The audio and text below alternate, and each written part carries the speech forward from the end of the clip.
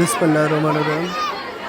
জুলাই নিহত সকল বীর শহীদদের স্মৃতিতে বৃক্ষরোপণ কর্মসূচি ঈশ্বরগঞ্জ উপজেলা প্রতিটা স্কুল কলেজ এবং কি মাদ্রাসার ছোট কোমলমতি শিশুদেরকে গাছ বিতরণ কর্মসূচি অংশগ্রহণ হচ্ছেন আমাদের ঈশ্বরগঞ্জের সাবেক এমপি আলহাজ শাহরুল কবির শাহিন ভাইয়ের উদ্যোগে।